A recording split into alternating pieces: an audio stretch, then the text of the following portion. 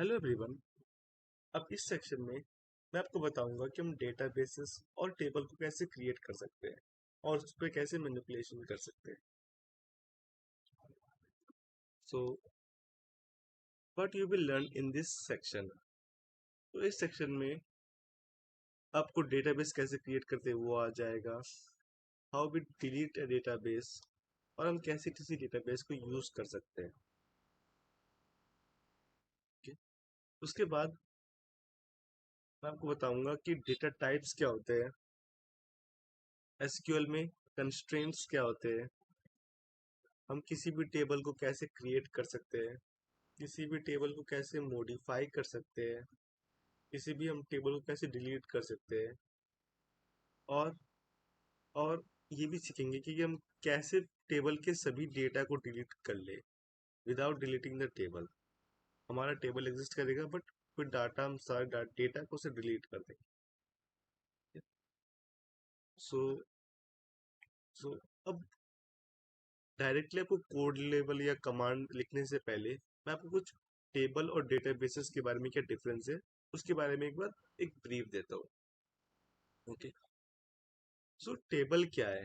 तो table is a collection of data organized in terms of row and column. It means table में हमारा data store होता है, रोज और कॉलम में डेटा स्टोर होता है। तो जो मैंने अटेंडेंस शीट का एग्जांपल दिखाया था, तो वो एक टेबल है। अब डेटाबेस क्या है? So in SQL a database is a collection of table. तो इट मीन्स कि हमारे पास मतलब हमारा डेटा स्टोर होता है टेबल में, और मल्टीपल टेबल स्टोर होता है डेटाबेस में। तो एक यहाँ पे मैंने एग्जांपल दिखाया है इमेज की हेल्प से। जो ये हमारा ब्लू सेक्शन है, ये हमारा एक डेटाबेस है, और जो ये मेरा ग्रीन बॉक्स है, ये मेरा टेबल है। इट मीन्स मल्टीपल टेबल मेरे डेटाबेस में रहता है। जैसे हमारे पास मल्टीपल टेबल हो सकते हैं, वैसे ही सेम हमारे पास मल्टीपल डेटाबेसेस भी हो सकते हैं। तो ये डेटाबेस है, डेटाबेस वन है, ये डेटाबेस टू है। डेटाबेस वन में जो दो टेबल है, ये कम्प्लीटली डिफरेंट है डेटाबेस टू के ये तीन टेबल से। सो मैं अगर एक और एग्जांपल दूँ, रियल लाइफ एग्जांपल डेटाबेस और टेबल का, तो ऐसा एज्यूम करो जब आप अपनी कंप्यूटर में कोई भी एक फोल्डर बनाते हो, तो उसको ऐसा एज्यूम कर लो कि वो एक डेटाबेस है। अब उस फोल्डर के अंदर आपने मल्टीपल फाइल्स बनाए बनाए टेक्स्ट फाइल बनाए, तो बेसिकली वो हो गया आपके टेबल्स। ओके, तो अब एक फोल्डर के अंदर आप मल्टीपल फाइल से बना सकते हो, तो इसीलिए वो हो गया टेबल्स, और आपका फोल्डर हो गया आपका डेटाबेस। जस्ट एन एग्जांपल है। सो आई होप आपको टेबल और डेटाबेस के रिलेशन के बारे में समझ आ गया होगा। Okay? अब चलते हैं नेक्स्ट स्लाइड पे। So let's create our first database. तो मैंने आपके लिए कुछ यहाँ पे डेटाबेस के कुछ कमांड्स लिखे हुए हैं, सिंटैक्स, जो कि सेम यही कमांड मैं आपको यूज करके भी दिखाऊंगा प्रैक्टिकली। सो हमारा पहला कमांड है शो डेटाबेसेस।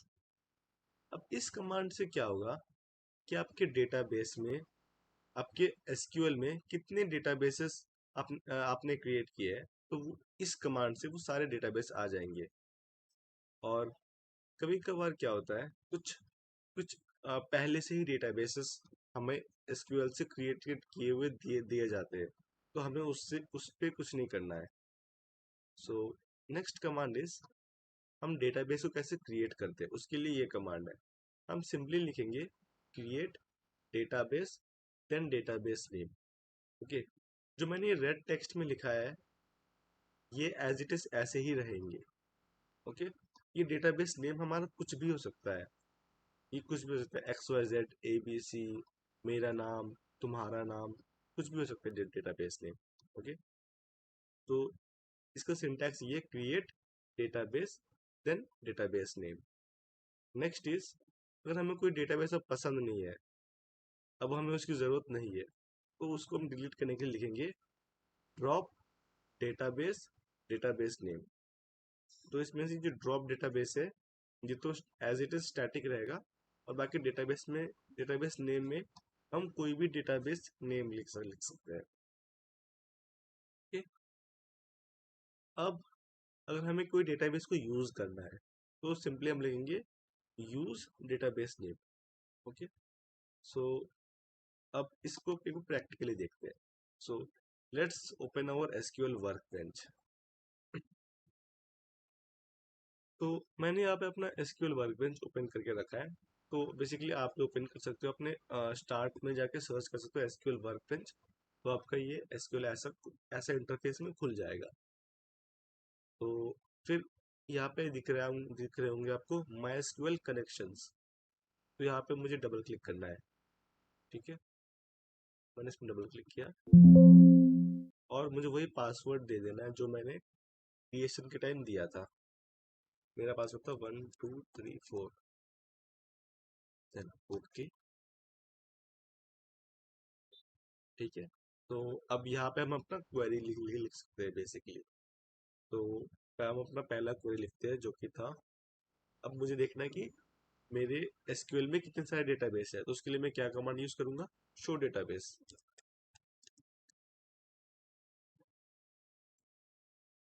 ठीक है, शो डेटाबेसेस। ओके, हाँ एक और पॉइंट मैं आपको बताना चाहता हूँ कि मैंने यहाँ पे दिखाया था, कैपिटल में लिखा था मैंने show database, create database. But SQL हमारा केस इनसेंसिटिव है। इट मीन्स हम कैपिटल में लिख रहे हैं, जो भी हमारा एसक्यूएल कमांड है हम उसको कैपिटल में लिख रहे हैं, स्मॉल में लिख रहे हैं, इससे कोई फर्क नहीं होता। बट अगर हमारा कोई डेटाबेस नेम है तो उसे हमें एज इट इज वैसा ही लिखना है, सेम।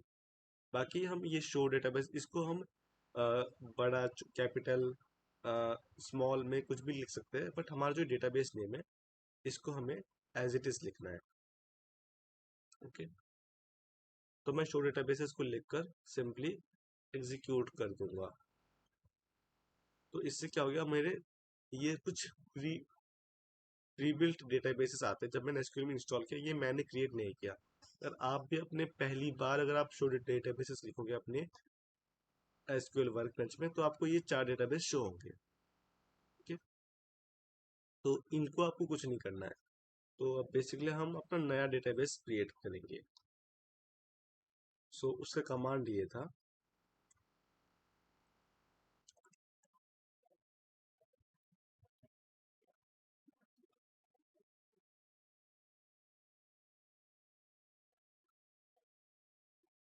ये डेटाबेस। अब हम इसमें मतलब कोई भी नाम लिख सकते हैं। ठीक है, तो अब इस केस में मैं अपना नाम लिख देता हूँ।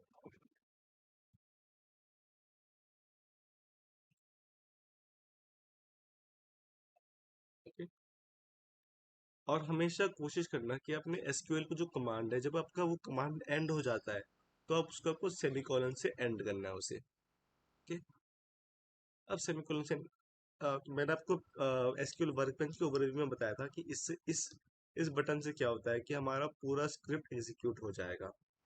और इस बटन से क्या होगा, हमारा कर्सर जिस कमांड में है सिर्फ वही कमांड एग्जीक्यूट होगा। तो इन दैट केस अब मैं इस बटन को यूज करूंगा।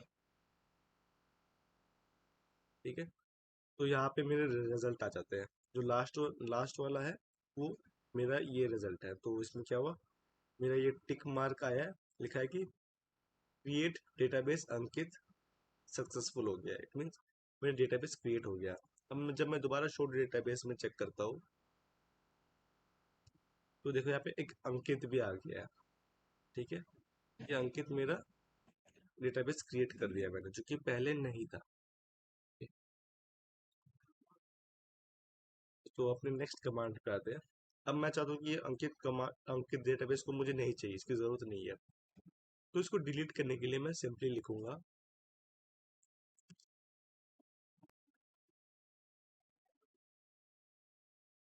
ओके। सो मैंने इस कमांड को लिखा, और बी केयरफुल ये इस कमांड को यूज करने से, इससे क्या होगा, अब अंकित के अंदर जितने भी टेबल होंगे तो वो भी सब डिलीट हो जाएंगे अगर आपने इस कमांड को एग्जीक्यूट कर दिया। तो अभी तो मेरे अंकित डेटाबेस के अंदर कुछ टेबल है नहीं, तो मैं इसको फ्रीली यूज कर सकता हूँ। मैं लिखूंगा एग्जीक्यूट। ओके, अब यहाँ पे मुझे आ रहा है सक्सेस ड्रॉप डेटाबेस। ठीक है, मेरा डेटाबेस ड्रॉप हो चुका है। चलो इसको चेक करते हैं। ठीक है, अब इसमें कोई अंकित नाम का डेटाबेस नहीं है। Okay, so great. हमने डेटाबेस क्रिएट करना सीख लिया, डेटाबेस को डिलीट करना सीख लिया, और डेटाबेस को शो करना भी सीख लिया। ठीक है, और अब लास्ट था हम डेटाबेस को कैसे यूज करते हैं, उसके लिए हम लिखते हैं यूज डेटाबेस नेम। ठीक है, उसके लिए ये कमांड है। मैं दोबारा दोबारा डेटाबेस को क्रिएट कर देता हूँ। ओके, अब लिखता हूँ use use and then database का नाम। अभी मेरा ये अंकित डेटाबेस यूज हो रहा है। ओके, सो हम सो ये था मेरा how we use databases, create delete and drop database. Okay, so let's move. Okay, अब हमने सीख लिया कि डेटाबेस को हम कैसे क्रिएट करते हैं। अब मैं आपको बताता हूँ कि हम टेबल को कैसे क्रिएट करते हैं। ओके, तो किसी भी टेबल को क्रिएट करने के पहले उसके पहले मैं आपको डेटा टाइप्स के बारे में बताना चाहता हूँ। ठीक है, कि एसक्यूएल में डेटा टाइप्स क्या होते हैं, what is data types in SQL.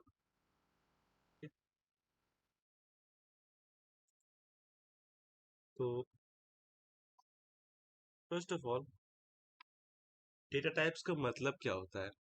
तो डेटा टाइप का मतलब ये है कि हम डेटा टाइप बेसिकली हम किसी भी टेबल के कॉलम को देते हैं, उस एक पर्टिकुलर डेटा टाइप देते हैं उसे। फॉर एग्जांपल वो एक स्ट्रिंग हो सकता है, वो एक नंबर हो सकता है, वो एक डेट हो सकता है। तो हम एसक्यूएल में स्ट्रिक्ट स्कीमा फॉलो करते हैं। बाय स्कीमा आई मीन कि ये हर एक कॉलम का एक शेप होता है, कि अगर हमने किसी कॉलम को एक स्ट्रिंग दे दिया, अब हम उस कॉलम में एक नंबर स्टोर नहीं कर सकते। उसमें एसक्यूएल हमारा एक एरर थ्रो करेगा कि आपने तो इस कॉलम को एक इंटीजर बताया है, अब आप इसमें एक स्ट्रिंग पास कर रहे हो। तो इन दैट केस वो एक एरर बताएगा एसक्यूएल में। तो इसीलिए हम डेटा डेटा टाइप का पता होना जरूरी है। ठीक है, ओके। अब हम फर्स्ट ऑफ ऑल देखते हैं न्यूमेरिक डेटा टाइप क्या होता है। तो न्यूमेरिक डेटा टाइप, अब नाम से ही सबको पता चल रहा होगा कि हम इसमें नंबर स्टोर कर सकते हैं। ओके, इसलिए न्यूमेरिक डेटा टाइप भी डिफरेंट टाइप्स के हो सकते हैं। First is int. अब इंट का मतलब क्या होता है। इंट का मतलब ये होता है कि हम इसमें एक होल नंबर स्टोर कर सकते हैं, for example 1 2 3 4 up to infinity.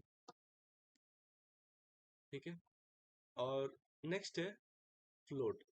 Float में क्या होता है कि हमें इसमें डेसिमल नंबर रख सकते हैं, फॉर एग्जांपल 1.2 1.3 2.5 2.568। ठीक है, और डेसिमल नंबर भी सिमिलर होता है फ्लोट नंबर की तरह, बट इसमें ये डिफरेंस होता है कि डेसिमल नंबर थोड़ा प्रिसाइज होता है और फ्लोट नंबर एक अप्रोक्सीमेट देता है। ओके, तो इसका एक एग्जांपल ले लेते हैं सबका। जैसे इंटीजर, अगर कोई हमारा एज है, तो एज तो हम ऐसे नहीं लिखते ना कि 13.5 20.6। ठीक है, इन एज को तो हम एक होल नंबर में देते हैं। फॉर एग्जांपल एज अगर किसी का 11 साल है, किसी का 20 साल है, किसी का 30 साल है, ऐसा एज। तो एज के टाइम में हम यूज करेंगे इंट। ठीक है, और कभी मेरे को जैसे कोई प्राइस होता है, ठीक है, तो कभी कभार क्या होता है हमारा प्राइसिंग कुछ ऐसा होता है कि 10.50 10.65। तो उस इन दैट केस हम फ्लोट का यूज करेंगे। ठीक है, कि उसमें डेसिमल नंबर भी हम डाल सके। और कोई हमारा कोई और जब डेसिमल कब यूज करेंगे, जब हमें एक प्रिसाइज वैल्यू चाहिए। ठीक है, फॉर एग्जांपल कोई फिजिक्स से कोई नंबर है, कोई कैलकुलेटेड वैल्यू है, तो in that case we will use decimal. So अब हमारे नेक्स्ट डेटा टाइप की तरफ हम देखते हैं।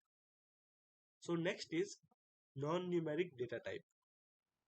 तो नॉन न्यूमेरिक डेटा टाइप, तो इससे पता चल रहा होगा सबको कि हम इसमें अब नंबर के अलावा और नंबर के अलावा डेटा स्टोर कर सकते हैं।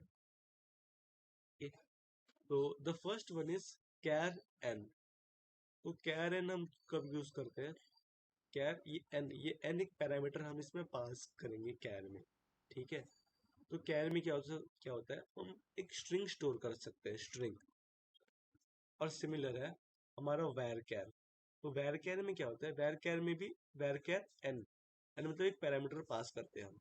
तो वैर कैर में भी हम एक स्ट्रिंग स्टोर कर सकते हैं, ओके।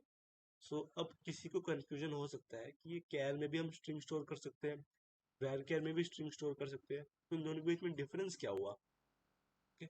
सो इसका मेन डिफरेंस ये है कि कैर में अगर हमने कैर और पैरामीटर में मैंने 10 पास कर दिया, तो इन दैट केस मेरा मेरे लिए हमेशा एक 10 ब्लॉक ऑफ मेमोरी स्टोर हो जाएगा हर कॉलम के वैल्यू में, ठीक है।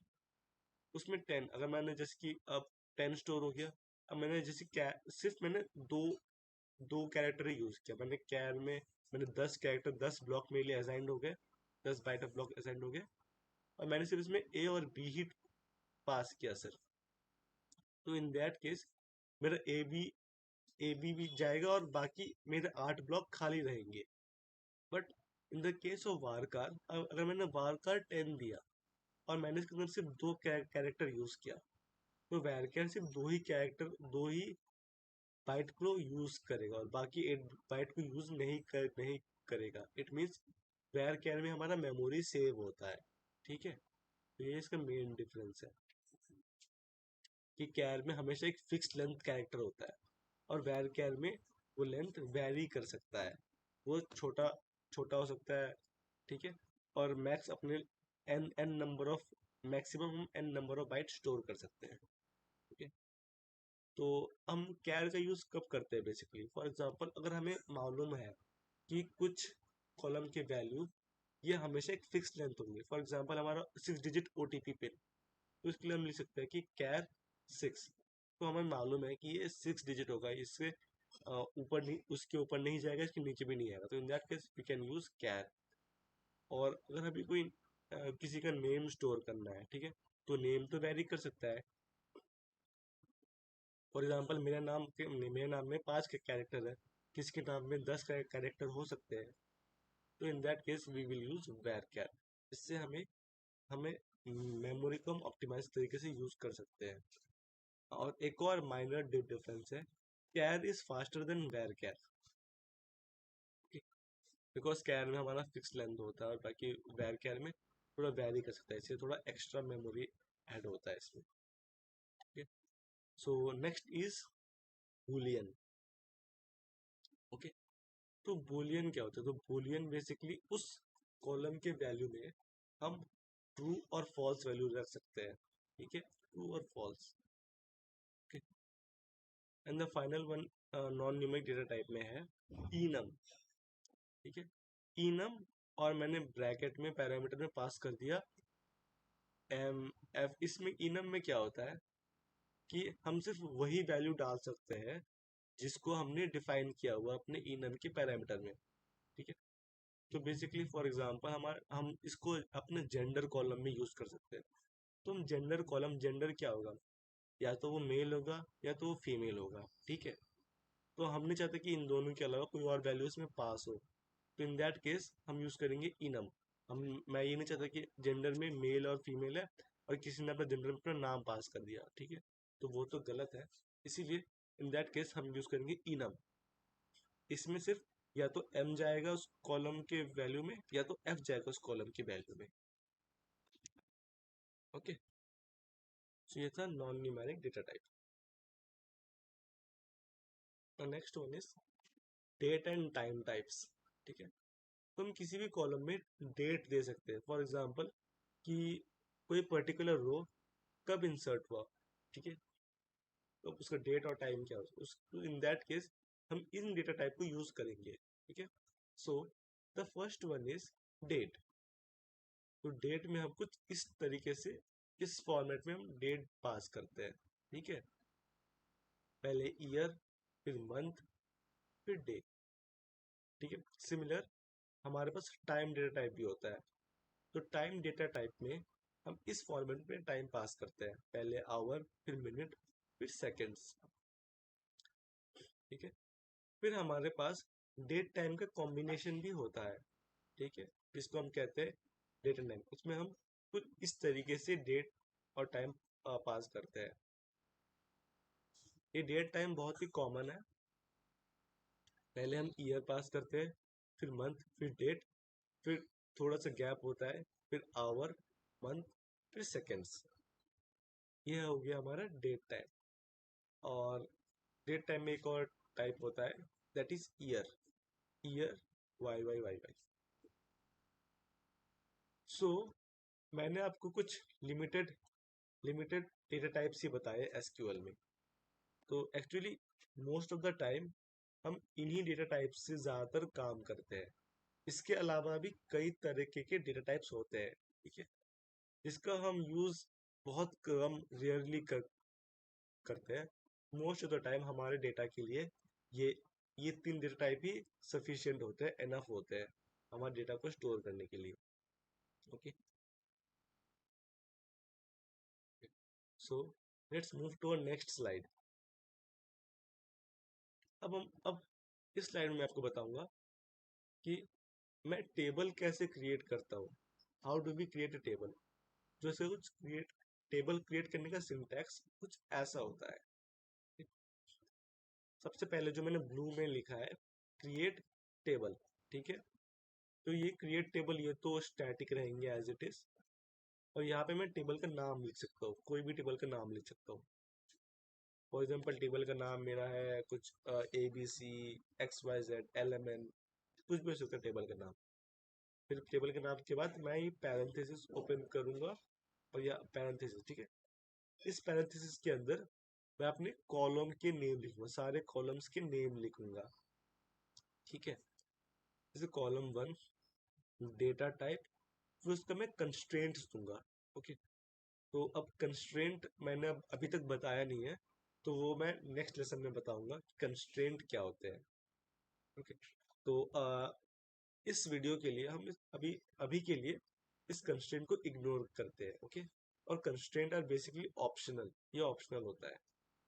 कॉलम नेम और डेटा टाइप ये तो हमें देना ही होता है, ठीक है। सो अब देखते हैं हम टेबल को कैसे क्रिएट करते हैं अपने एसक्यूएल वर्कबेंच पे। तो मैं आ गया अपने एसक्यूएल वर्कबेंच में, और सबसे पहले तो मैं डेटाबेस चेक कर लेता हूँ।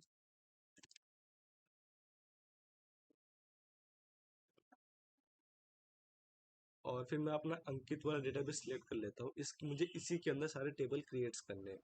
तो मैं सिंपली लिखता हूँ,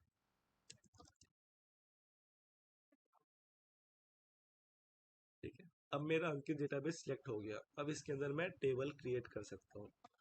मैं सिंपली लिखूंगा क्रिएट टेबल, ठीक है। ये क्रिएट टेबल मैंने लिखा। फिर मैं लिखूंगा यहाँ पे टेबल का नाम। तो टेबल का नाम मैं लिखता हूँ टेबल 1, ठीक है। फिर मुझे ये ब्रैकेट ओपन क्लोज करना होता है, ठीक है। ये मैंने ब्रैकेट ओपन क्लोज कर दिया। अब इसके अंदर मैं अपने कॉलम्स के नाम लिख सकता हूँ, ओके। सो मैं अपने कॉलम का नाम लिखता हूँ। फॉर एग्जांपल एक स्टूडेंट का टेबल है, ये स्टूडेंट की डिटेल स्टोर करता है, ओके। सो मैं इसका नाम चेंज कर देता हूँ, स्टूडेंट की डिटेल स्टोर करता है इसमें। सो अब स्टूडेंट के टेबल में क्या क्या हो सकता है, उसका नाम हो सकता है, ठीक है। उसका नाम हो सकता है, उसका रोल नंबर हो सकता है, ओके। और क्या हो सकता है, उसका एज हो सकता है, ओके। तो अब मैंने इसमें कॉलम के नाम लिख दिया। अब मुझे उस कॉलम का डेटा टाइप भी लिखना होता है। तो अब नेम नेम क्या होता है, हमारा नेम हमारा एक स्ट्रिंग होता है। तो इन दैट केस हम यूज करेंगे वैर को। वैर मैंने यूज कर लिया, और इसके अंदर मैं मुझे एक नंबर पास करना होता है। वैर की एक पैरामीटर, एक नंबर पास करना होता है कि ये इतना नंबर ऑफ बाइट यूज करेगा। तो वैर कैरेक्टर में हम मैक्सिमम दे सकते हैं 255 दे सकते हैं अपना मैक्सिमम। तो मैं इसमें अपना मैक्सिमम लिमिट पास कर देता हूँ, क्योंकि मैं जानता हूँ कि वैर कैर में हमारा ये वैरिंग होता है। इट मीन्स कि अगर मैंने सिर्फ 10 ब्लॉक यूज किया तो सिर्फ 10 ब्लॉक ही असाइन होगा और बाकी वो फ्री हो जाएंगे। ठीक है। रोल रोल हमारा क्या होता है? Roll basically most of the time हमारा एक इंटीजर होता है, तो इधर के मैं लिख दूंगा रोल हमारा एक इंट है। फिर नेक्स्ट हमारा एज, एज भी हमारा एक इंटीजर ही है, तो मैं लूंगा int। ओके। अब इस लिखने के बाद मैं अपना स्टेटमेंट को सेमीकोलन से एंड कर देता हूँ। उसके बाद मैं इस क्वेरी को एग्जीक्यूट करता हूँ इस बटन को क्लिक क्लिक करके। ओके, मैंने इस पर क्लिक किया तो यहाँ पे मुझे मैसेज आ गया कि ये सक्सेसफुल मैसेज आ गया, क्रिएट टेबल स्टूडेंट, ये सक्सेस हो गया है, अब मेरा टेबल क्रिएट हो गया है। ओके। सो अब मुझे टेबल को व्यू करना है मेरे डेटाबेस में, जैसे कि मैंने कमांड बताया था शो डेटाबेसेस, उससे मुझे अपने एसक्यूएल में कितने सारे डेटाबेस है वो सारे शो हो गए। अब मुझे देखना है कि मेरे एक डेटाबेस के अंदर कितने टेबल्स हैं, उसके लिए मैं क्या कमांड यूज करूंगा। तो बेसिकली मैं ये कमांड यूज करूंगा, जैसे सिमिलर था शो डेटाबेसेस, मैं इसमें यूज करूंगा शो टेबल्स। ओके, मैं इस कमांड को एग्जीक्यूट करूंगा तो यहाँ पे मैंने शो टेबल्स आ गए। इस अंकित डेटाबेस के अंदर मेरे स्टूडेंट स्टूडेंट ये क्रिएट हो गया, स्टूडेंट टेबल क्रिएट हो गया। ओके। अब अगर मुझे देखना है कि स्टूडेंट टेबल में क्या क्या कॉलम है, क्या क्या कॉलम है और क्या क्या टाइप है, अगर वो मुझे देखना है, ठीक है, तो उसके लिए मैं सिंपली लिखूंगा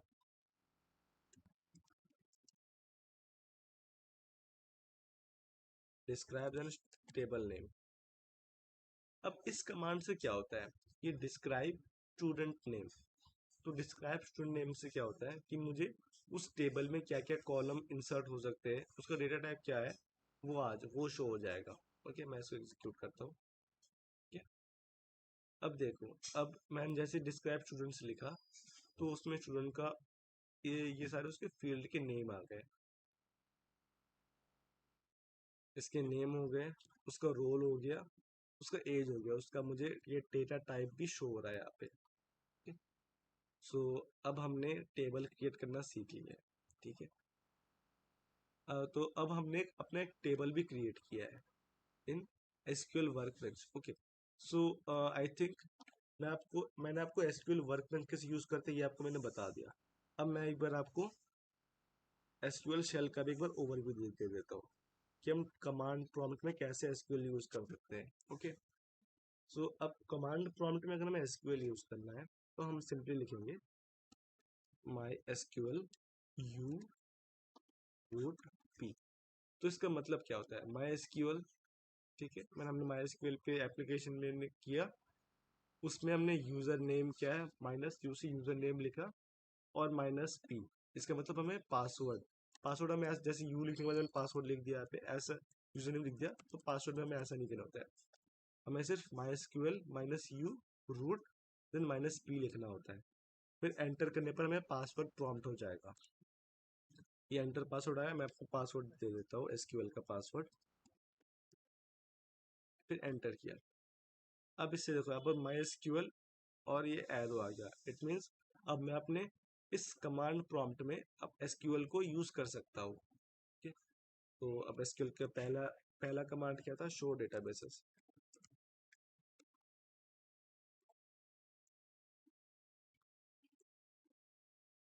शो डेटाबेस, और हमेशा याद रखना कि अगर आप कमांड प्रॉम्प्ट यूज कर रहे हो तो आपके स्टेटमेंट में सेमीकोलन में एंड होना चाहिए। ठीक। मैंने सेमीकोलन दे दिया, show databases semicolon, and then enter press किया और मुझे पे सारे डेटाबेसेस के नाम शो हो गए जैसा मुझे वर्क बेंच में शो हो रहा था। ओके। अब मैं यूज कर सकता हूँ यूज देन सेमीकोलन। अब यहाँ पे आके डेटाबेस चेंज्ड, अब मैं लिख सकता हूँ कि शो टेबल,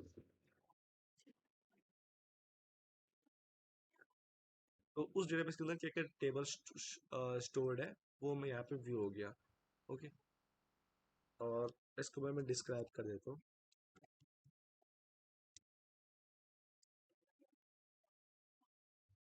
ठीक है। अब ये टेबल इट मीन्स हमने जो जो कमांड वर्कबेंच में यूज किया था उसी सेम कमांड को हम अपने कमांड प्रॉम्प्ट में भी यूज कर सकते हैं और कुछ इस टाइप के व्यूज आएंगे हमें। ओके, और अगर हमें इस एसक्यूएल से एग्जिट करना है तो हम सिंपली लिखेंगे एग्जिट। ठीक है, अभी हमारा एसक्यूएल एग्जिट हो गया। तो मैंने आपको दोनों तरीके बता दिए कि हम अपने कमांड प्रॉम्प्ट में भी एसक्यूएल यूज कर सकते हैं और अपने एसक्यूएल वर्कबेंच में भी यूज कर सकते हैं। तो हम कमांड प्रॉम्प्ट से भी टेबल क्रिएट कर सकते हैं और इससे भी टेबल क्रिएट कर सकते हैं, सब कुछ कर सकते हैं। जो काम हम यहाँ पे कर सकते हैं वो सारे काम अपने कमांड प्रॉम्प्ट से भी कर सकते हैं। Okay, so at the time मैंने आपको बोला था कि कंस्ट्रेंट को इग्नोर कर दिया हमने। तो अब हम कंस्ट्रेंट को, मैं बता दूं कि कंस्ट्रेंट क्या है। Okay, so what is constraint in SQL? So constraint क्या होता है? Constraint are used to specify rules for data in a table. It means constraint हम बेसिकली किसी भी टेबल के कॉलम में लगाते हैं, उस कॉलम में हम कुछ रूल्स सेट कर देते हैं। जैसे हमने कुछ रूल सेट किया था डेटा टाइप का कि ये इंटीजर हो सकता है, ये स्ट्रिंग हो सकता है, एक्सेट्रा एक्सेट्रा। तो वैसे ही कंस्ट्रेंट में भी कुछ हम अलग रूल देते हैं अदर देन डेटा टाइप। ठीक है, वो क्या क्या रूल्स हो सकते हैं? फॉर एग्जांपल कि हमारा कोई भी कॉलम का फील्ड, जैसे कुछ ये कंस्ट्रेंट होते हैं कि हम ये किसी भी कॉलम कॉलम में लगाते हैं बेसिकली कंस्ट्रेंट।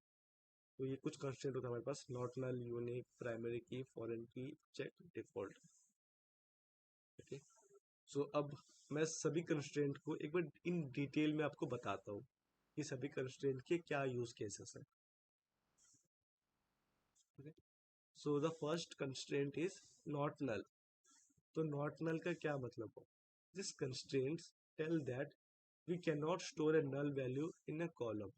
तो इसका मतलब ये होता है कि हम एक कॉलम में, अगर हमने किसी कॉलम को नॉट नल कंस्ट्रेंट दे दिया है कि ये कॉलम है, ये नॉट नल है, तो इन दैट केस हम उसको एम्प्टी नहीं छोड़ सकते।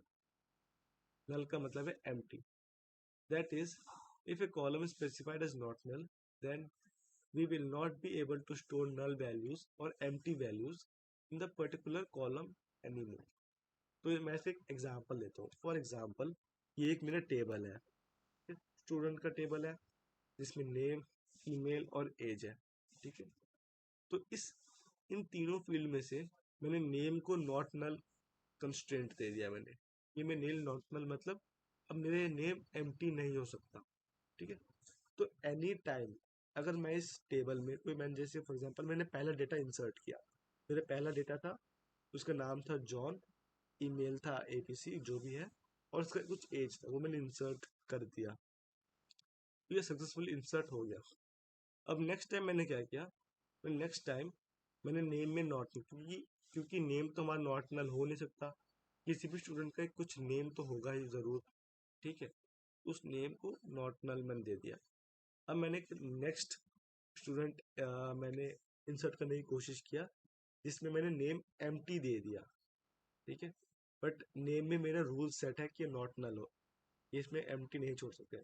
तो इन दैट केस यहाँ पे हमारा एसक्यूएल एक एरर थ्रो कर देगा कि नेम तुम्हारा खाली है, इसमें कुछ नेम तो डालो। So this was not null constraint.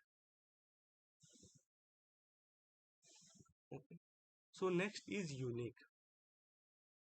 ठीक है, so this constraint when specified with a column tells that all the value in the column must be unique.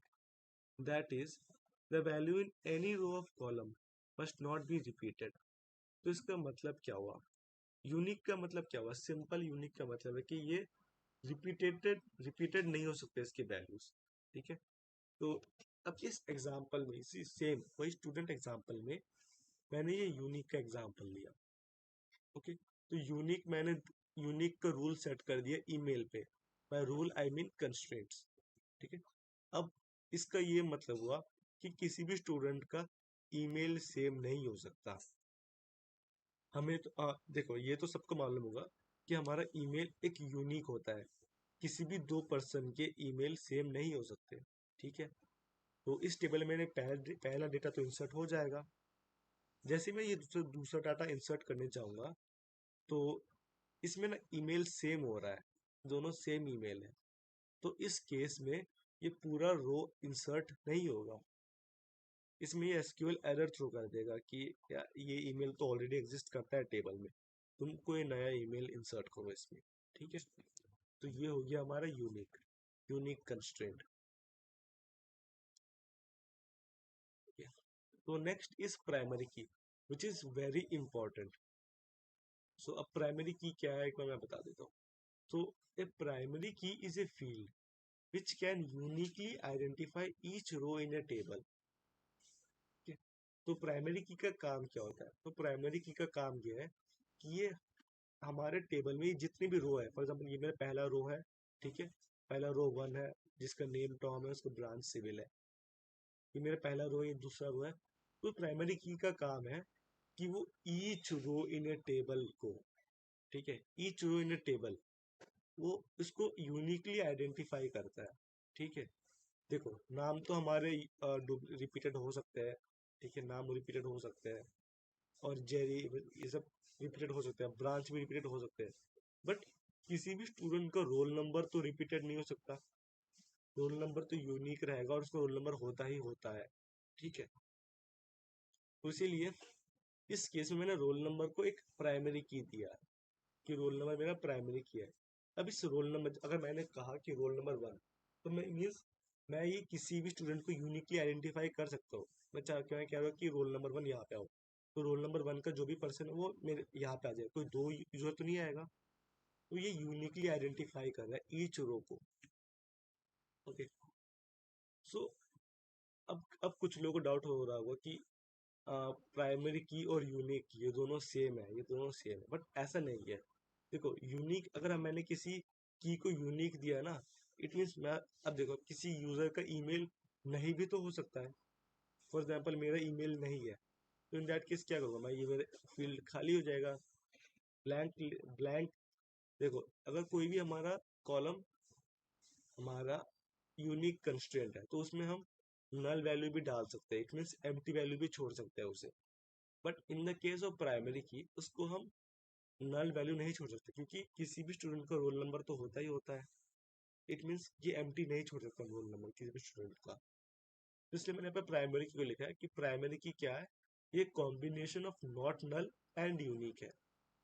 ठीक है, नॉट नल यूनिक दोनों के कॉम्बिनेशन को हम कह रहे हैं प्राइमरी की। और एक और रूल है प्राइमरी की का कि each table can only contain one primary की। इट मीन्स अगर आपके पास एक टेबल है, एक टेबल में सिर्फ एक ही प्राइमरी की हो सकता है, मल्टीपल प्राइमरी की नहीं हो सकते। Okay, so I hope primary key भी आपको क्लियर होगा। So next, foreign key. Foreign key is also important. तो फॉरेन की क्या करता है? तो foreign key is use to link two table together. ये दो टेबल के बीच में रिलेशन फॉर्म करता है फॉरेन की। सो सो इसकी एक और डेफिनेशन है, it is a column whose value matches the value of another table's primary key column. Okay, अब मैं एक एग्जांपल, तो ये एक कार का एग्जांपल है। okay? सो मेरे पास एक ब्रांड है, एक ब्रांड का टेबल है मेरा। एज्यूम करो एक मेरा ब्रांड का टेबल है, तो इस ब्रांड में मेरे कुछ कार आईडी है। कार आईडी 1 मतलब BMW, 2 मतलब टेस्ला, 3 मतलब टोयोटा। तो एक मैंने एक मॉडल का भी एक और टेबल है, सेम डेटाबेस में मेरे एक और टेबल है मॉडल। तो इसमें ना मॉडल 1 लिख रखा है जी, इस मॉडल 1 पे सारे सभी कार्स है इसमें। ओके, तो मेरा मॉडल 1 है फॉर्चूनर, वैसे कार आईडी क्या है 3।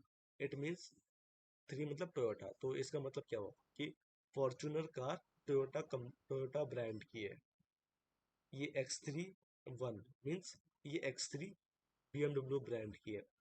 मॉडल S2, इसका मतलब ये मॉडल S टेस्ला ब्रांड की है।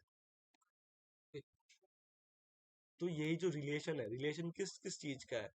रिलेशन इस ब्रांड टेबल का कार आईडी और मॉडल टेबल का कार आईडी, इन दोनों के बीच में रिलेशन है। इस रिलेशन से ही तो मैं तो बेसिकली इस रिलेशन, इस इन दोनों के रिलेशन से तो मैं इनके बारे में डिटेल पता कर पा रहा हूँ। ठीक है, कार आईडी और इस ब्रांड के कार आईडी और इसमें रिलेशन है। ओके, तो इन रिलेशन को मैंने पता किया with the help of this. Okay, so I hope ये क्लियर हो गया होगा। फॉरेन की, और एक और फॉरेन की एक और करता है क्या, एक और काम है फॉरेन की का, कि फॉरेन की also prevents action that will destroy relation between two table. अब इसका मतलब क्या हुआ, अब इसका मतलब मैं बताता हूँ। okay? अब अगर मैंने मैंने कार आईडी और ब्रांड टेबल के कार आईडी और मॉडल टेबल के कार आईडी के बीच में एक रिलेशन फॉर्म किया। ओके, तो अब ये जो रिलेशन है, अब अगर मैं कोई एक और कुछ नया फील्ड ऐड करता हूँ, फॉर एग्जांपल मैंने किया 4, और यहाँ पे मैंने कुछ XYZ कोई भी कार का नाम दे दिया। ठीक है, और मैंने मॉड कार आईडी दे दिया 30। ठीक है,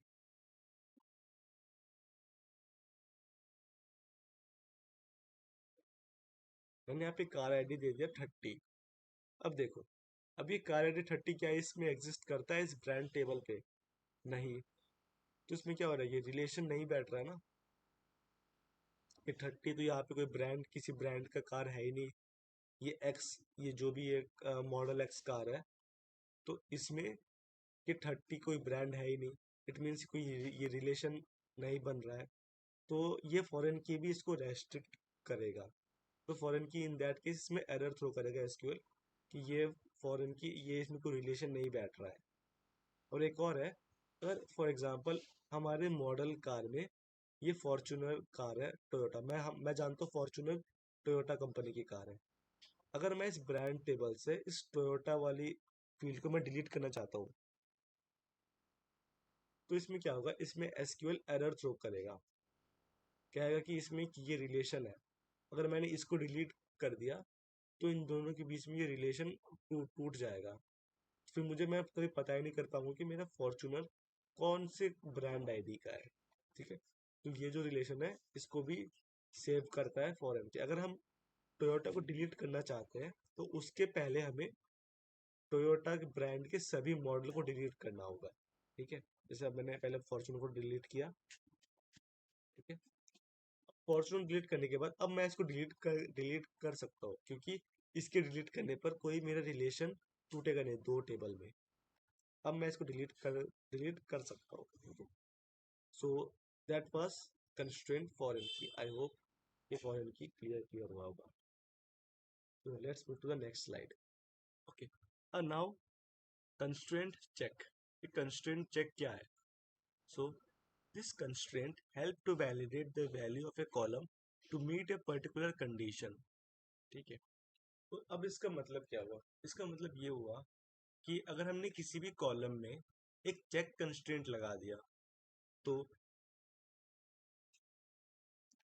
चेक कंस्ट्रेंट लगा दिया, तो पहले, अब जब भी कोई नया डेटा इंसर्ट होने जाएगा, तो सबसे पहले वो कंडीशन चेक होगी इस कॉलम की, ये कंडीशन सेटिस्फाई कर रही है कि नहीं। अगर वो कंडीशन सेटिस्फाई नहीं कर रही है, तो एसक्यूएल एक एरर थ्रो कर देगा कि ये कंडीशन सेटिस्फाई नहीं हो रही, तो पूरा रो हमारी इंसर्ट नहीं होगा।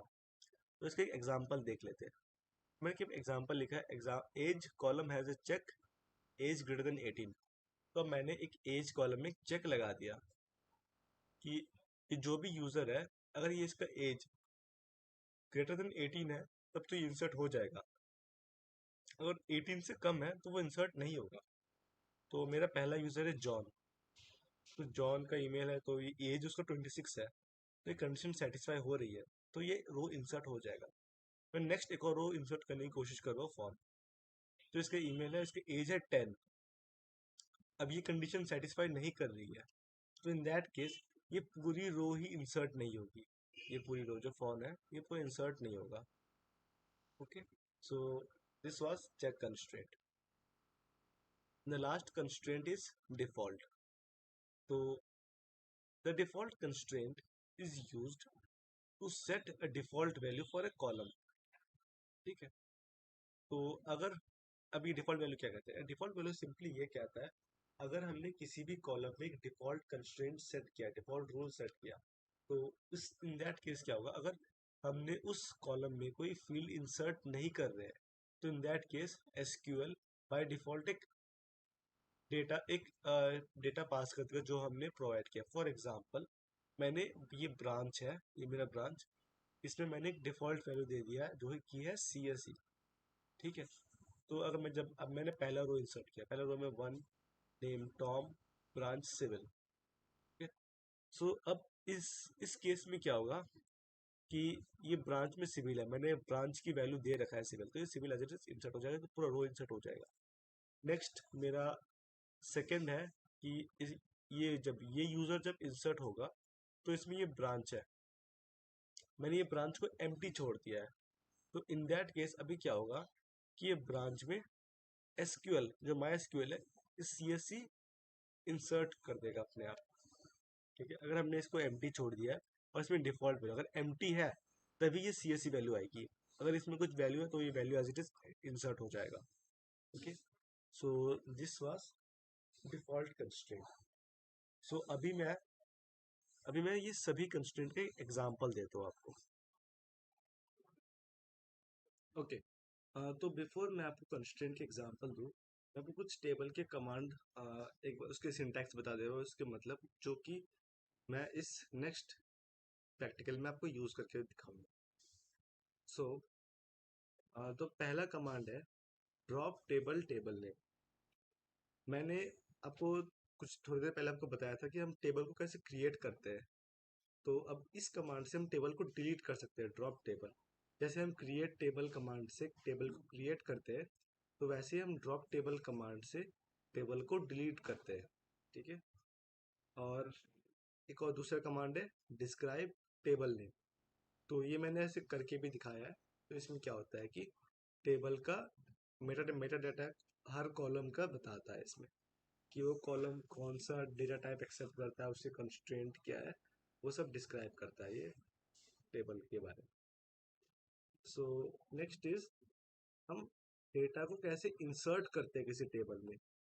ये अब तक मैंने करके नहीं दिखाया, तो इसको मैं करके भी दिखाऊंगा। तो इसका सिंटैक्स कुछ ऐसा है, हम लिखते हैं इंसर्ट इनटू। ठीक है, ये स्टैटिक रहेगा, इंसर्ट इनटू। देन हम लिखते हैं टेबल का नाम, इंसर्ट इनटू टेबल का नाम। देन वी राइट कॉलम्स, फिर हम सारे कॉलम्स के नाम लिखते हैं। फिर इसी बेसिस में फॉर एग्जांपल यहाँ पे मैंने नेम लिखा, तो मैंने वी वैल्यूज में यहाँ पे मैंने पहले मैं नेम का वैल्यू लिखूंगा। ठीक है, तो ये कॉलम वन इस पे जाएगा, कॉलम टू इस पे जाएगा, ऐसे करके जितने भी कॉलम होंगे वो वैल्यू वैसे वैसे एसोसिएट होते जाएंगे। ओके, सो हम ऐसे, चलो अब इसका एग्जाम्पल दिखाता हूँ मैं, एग्जाम्पल करके। तो ये कमांड था जिससे मैंने टेबल क्रिएट किया था। अब मैं क्या करता हूँ, इस टेबल को डिलीट कर देता हूँ।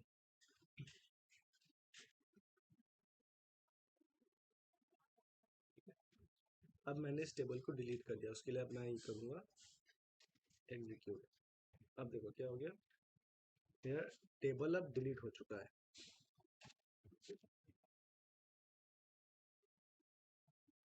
सो अब इसको दिखाने के लिए अब मैं अपने अपने मैंने एक कमांड बताया था जिससे कि डेटाबेस में क्या क्या टेबल है वो शो हो जाएंगे। उसके लिए मैं लिखता हूँ शो टेबल्स। ठीक है, अब देखो अब इस डेटाबेस में कोई टेबल्स नहीं है।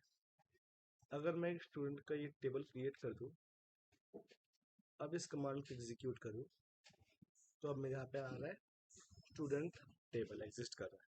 अब मैं इसको डिलीट कर देता हूँ, ड्रॉप कर देता हूँ। अब दोबारा शो टेबल्स देखता हूँ, अब देखो अभी डिलीट डिलीट हो चुका है। ओके, तो अब हमने टेबल क्रिएशन करना देख लिया, टेबल डिलीट करना देख लिया। ओके, सो अब हम देखते हैं कि हम टेबल में डेटा कैसे इंसर्ट करते हैं। तो सबसे पहले मैं एक अपना टेबल क्रिएट कर लेता हूँ। अब मैंने इस टाइम क्या किया, मैंने स्टूडेंट टेबल क्रिएट किया और इसमें मैंने कंस्ट्रेंट दे दिया, not null constraint. Okay, so ये नॉट नल कंस्ट्रेंट तो नॉट नल कंस्ट्रेंट का मैंने क्या काम बताया था कि ये किसी कॉलम में लगता है और उस कॉलम के वैल्यूज को एम्प्टी नहीं रख सकते उसे हम। ठीक है, तो चलो आप इसमें कोई डेटा इंसर्ट करके देखते हैं पहले। इंसर्ट का क्या कमांड था, ये हमारा इंसर्ट का कमांड था, insert into table name then columns then values. Okay, so मैं इसे करके दिखाता हूँ।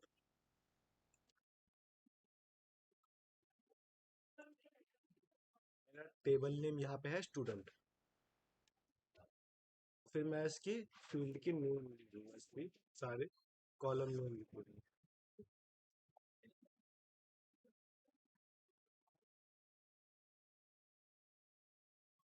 देन मैं इसका वैल्यू लिख दूंगा।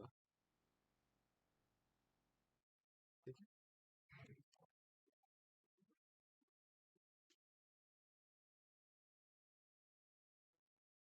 अगर मुझे कोई स्ट्रिंग लिखना होता है तो मुझे उसको डबल कोट से सिंगल कोट्स में इसको ये करना पड़ता है, या तो मैं डबल कोट्स दूँ या तो मैं सिंगल कोट्स दूँ। ठीक है, तो हमेशा ये याद रखना, अगर कोई भी मेरा नेम है जो वारकैर है, उसको मुझे स्ट्रिंग में है, तो मुझे उसको ऐसे कोट में रखना पड़ेगा। अब मैं लिख सकता हूँ इसमें कुछ भी। और अगर मेरा कोई इंटीजर है तो मैं उसको ऐसे लिख दूंगा।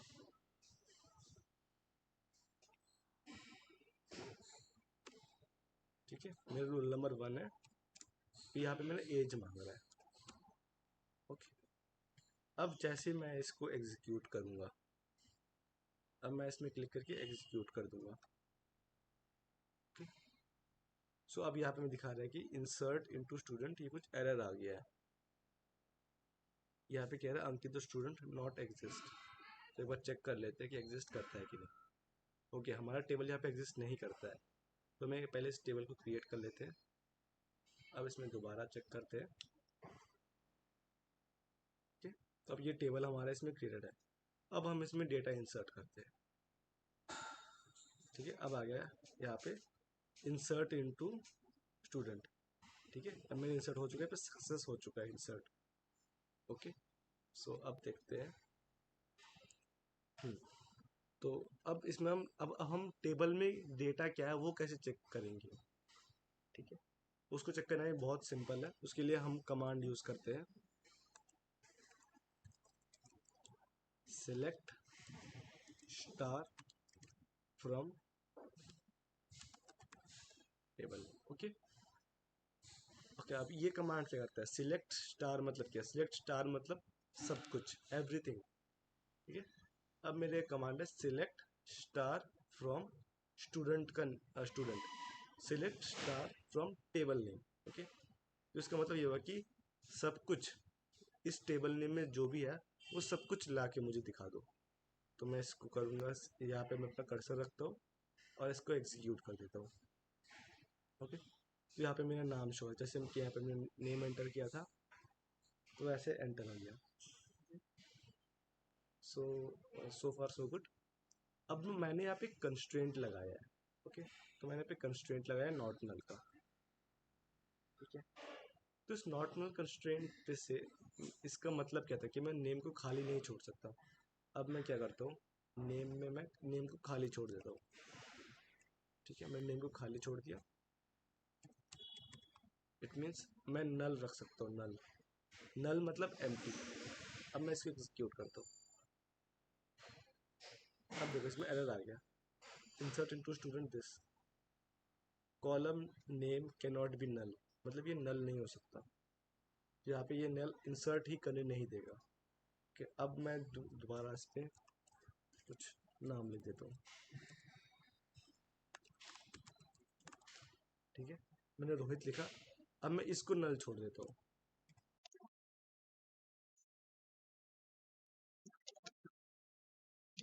अब देखो, जब हम इसको एग्जीक्यूट करूंगा, अब देखो क्या होता है।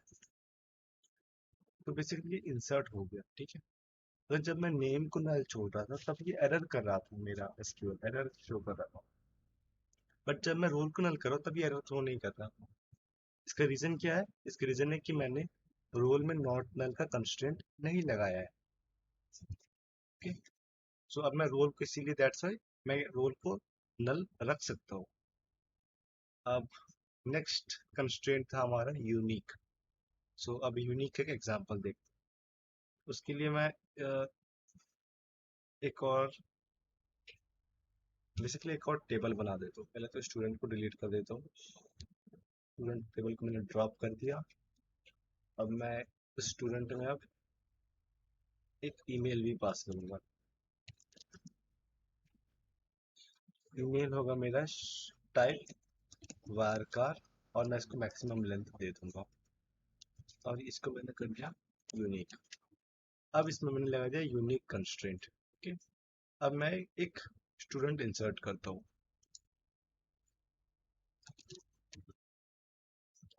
मैं चाहता हूँ इस ईमेल को बाद में भी लिख कर, तो लास्ट में।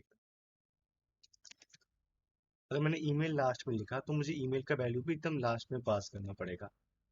ओके, तो मैं इसमें एक ईमेल पास कर देता हूँ, abc@xyz.com। ओके, अब मैं इसको एग्जीक्यूट करता हूँ, और इसमें कह रहा है the Ankit student does not exist.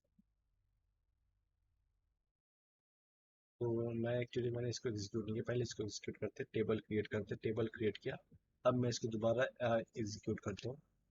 अब देखो, अब मैं सिलेक्ट अपना टेबल शो करता हूँ आपको। तो देखो, अब इसमें मेरे स्टूडेंट टेबल में मैंने सिलेक्ट स्टार फ्रॉम स्टूडेंट लिखा। अब से इस टेबल में मेरा एक डेटा स्टोर्ड है। ओके, अब मैं दोबारा इसी डेटा को दोबारा इंसर्ट करने की कोशिश करता हूँ, बट नाम चेंज कर प्रोसेस, और इसको भी मैं लिख देता हूँ कुछ कुछ भी। ओके, अब मैं इसको एग्जीक्यूट करता हूँ। अब इसमें एसक्यूएल में एरर शो कर रहा है कि duplicate entry ABC XYZ for key student email. It means SQL ने पे एरर थ्रो कर दिया कि ये ईमेल ऑलरेडी एग्जिस्ट करता है। तो जब मैं इसको दोबारा एग्जीक्यूट कर रहा हूँ तब क्या हो रहा है देखो। तब ये पहले एसक्यूएल हमारा टेबल में चेक करता है कि कहीं ये ईमेल एग्जिस्ट कर रहा है कि नहीं। अगर एग्जिस्ट कर रहा है तो एरर थ्रो कर दो, अगर एग्जिस्ट नहीं करता है तो हम इसमें इनपुट कर। अब देखो, अब ये एग्जीक्यूट हो गया, और यहाँ पे मेरा सक्सेस भी हो गया एसक्यूएल में। ये नीचे एसक्यूएल में सक्सेस हो गया। Okay? तो अब मैं आपको दिखा भी सकता हूँ इस डेटा को कैसे इंसर्ट हुआ। ये देखो, पहले रोहित इंसर्ट हुआ था, अब अंकित इंसर्ट हो गया, क्योंकि विथ डिफरेंट ईमेल। अब मैंने ईमेल में एक डिफरेंस बताया था, ईमेल को मैं नल भी छोड़ सकता हूँ। मैंने नल छोड़ दिया, एग्जीक्यूट किया, देखो ये सक्सेस हो गया। मैं दोबारा एग्जीक्यूट कर सकता हूँ, ये सक्सेस हो गया। ठीक है, मैंने दो बार एग्जीक्यूट कर दिया। इट मीन्स अब इसमें दो एक्स्ट्रा अंकित होंगे जिसके ईमेल नल है। चेक करते हैं, देखो ये दो एक्स्ट्रा अंकित है जिसके ईमेल नल है। इट मीन्स मैं नल वैल्यू रख सकता हूँ, ईमेल को खाली छोड़ सकता हूँ, बट वो यूनिक होना चाहिए। मैं सेम ईमेल दोबारा एंट्री नहीं कर सकता टेबल में, बिकॉज मैंने इसमें यूनिक का कंस्ट्रेंट लगाया। ओके, सो फार सो गुड। अब मैं मेरा नेक्स्ट कंस्ट्रेंट था प्राइमरी की। तो अब मैं उसका भी एग्जांपल दिखाता हूँ। तो उसके पहले सेम मैं इस टेबल को डिलीट कर देता हूँ। मैंने टेबल डिलीट कर दिया। अब मैं एक प्राइमरी की बनाता हूँ। तो मैं प्राइमरी की किससे बनाऊँ? तो मैं प्राइमरी की रोल को मैं प्राइमरी की बना देता हूँ। ओके, तो प्राइमरी की का सिंटैक्स कुछ ऐसा होता है, मुझे सबसे एंड में लिखना है प्राइमरी स्पेस की, देन मुझे अपने कॉलम का नाम रखना है इसमें। इन मेरे केस में है रो। वेरी सिंपल, मुझे प्राइमरी की बनाना है, तो मुझे अपने कॉलम, मैंने जब कॉलम सारे डिफाइन कर दिए, फिर सबसे एंड वाले लाइन में मैं लिख सकता हूँ प्राइमरी स्पेस की, देन रोल नंबर। तो इससे क्या हो गया, मैं रोल नंबर अब प्राइमरी की हो गया। इट मीन्स अब मैं रोल नंबर को खाली भी नहीं छोड़ सकता, प्लस वो यूनिक भी होगा। मतलब नॉट नल और यूनिक का कॉम्बिनेशन को हम प्राइमरी की कहते हैं। और प्राइमरी की मैंने बताया भी था अपने प्राइमरी की के वीडियो में कि प्राइमरी की एक टेबल में सिर्फ एक ही हो सकता है, हम मल्टीपल प्राइमरी की नहीं स्टोर कर सकते। ओके, सो अब इस टेबल को क्रिएट करते हैं। ओके, सक्सेस हो गया, नीचे आ रहा हो सक्सेस, क्रिएट टेबल, ये सक्सेस हो गया। अब इसमें एक डेटा इंसर्ट करते हैं। पहले मैं प्राइमरी की इंसर्ट करता हूँ 1, अब मैं इसे एग्जीक्यूट करता हूँ। देखो, अब ये एग्जीक्यूट हो गया, मेरा डेटा इंसर्ट हो गया। मैं एक बार चेक करता हूँ अपने इसमें। मैंने चेक किया, ठीक है। ये अंकित स्टोर हो गया मेरा, अंकित, ईमेल, रोल और एज। इसको इग्नोर कर दो, नीचे जो नल है वो सिग्नल। अब मैं एक दूसरा डेटा इंसर्ट करता हूँ, और इसका भी मैं रोल नंबर इसका भी 1 कर देता हूँ। अब देखो क्या होता है। मैं करना चाहूंगा, इसमें एरर आ गया। इसमें क्या है कि डुप्लीकेट हो रहा है, रोल नंबर डुप्लीकेट हो रहा है, क्योंकि रोल नंबर हमारा प्राइमरी की है, ये सेम नहीं हो सकता, ठीक है। तो अब मैं इसमें नल डाल के ट्राई करता हूँ। रोल को नल कर दिया मैंने दोबारा एग्जीक्यूट किया। देखो ये फिर से एरर आ गया कि एरर कॉलम रोल के नॉट बी नल, ठीक है। तो मैंने प्राइमरी की का भी एग्जांपल आपको दे दिया कि प्राइमरी की यूनिक और नॉट नल का कॉम्बिनेशन है, और एक टेबल में सिर्फ एक ही प्राइमरी की हो सकता है, ठीक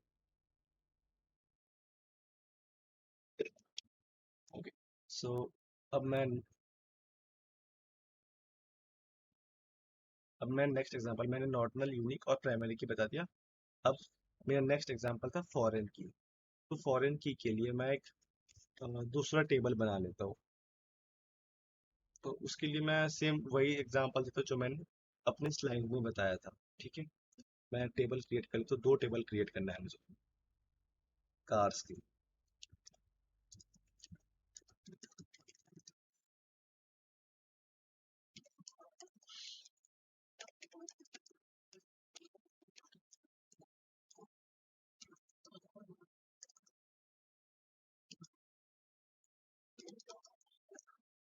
अब मैं इसको मैं प्राइमरी की बनाऊंगा आईडी को, और बट मैं आईडी में खुद से नहीं डालना चाहता हूँ। मैं चाहता हूँ कुछ आईडी ऑटोमेटिकली आ जाए, 1 2 3 4 5। तो इन दैट केस मैं एक कीवर्ड यूज कर सकता हूँ, जिसे हम कहते हैं ऑटो इंक्रीमेंट। उसे ऐसे लिखते हैं। तो ऑटो इंक्रीमेंट का क्या मतलब है? ऑटो इंक्रीमेंट का मतलब ये है कि ये आईडी है, ये ऑटोमेटिकली जीरो, मैंने पहला रिकॉर्ड इंसर्ट किया तो ऑटोमेटिकली वो 1 ले लेगा। दूसरा रिकॉर्ड इंसर्ट किया, ऑटोमेटिकली 2 ले लेगा। तीसरा किया, 3 ले लेगा। ऐसे ऑटोमेटिकली लेता जाएगा। मुझे मुझे एक्सप्लिसिटली वैल्यू नहीं स्टोर नहीं देना है। ओके, सो आईडी दे दिया,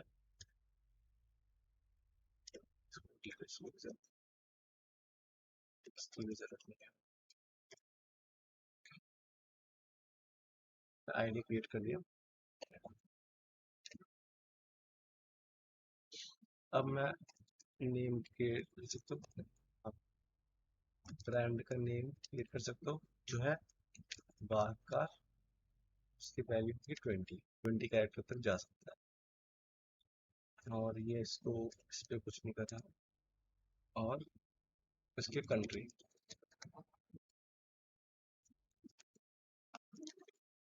ये भी 20। तो इस तो पहले तो इस टेबल को हम क्रिएट करते हैं। तो इसमें एक एरर आ गया, क्या कह रहा है? Incorrect table definition, there can be only auto. Okay, तो अगर हमने किसी भी आईडी, अगर किसी भी कॉलम को हमने ऑटो इंक्रीमेंट दिया, तो इट मीन्स हमें उसे प्राइमरी की भी बनाना होता है।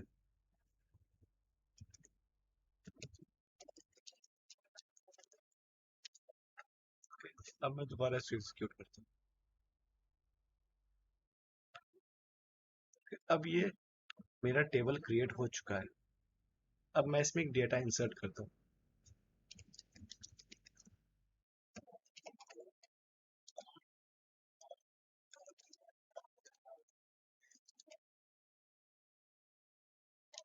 मैं अपने कॉलम का नाम दूंगा।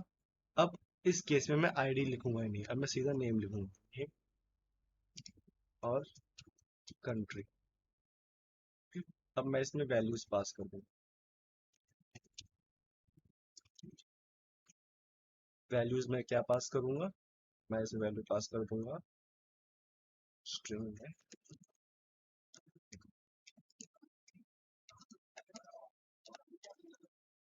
तो ये टोयोटा जापान की कंट्री से इसका ओरिजिन है, टोयोटा का ओरिजिन जापान है। और मैं हमेशा एक एक वैल्यू इंसर्ट कर रहा हूँ।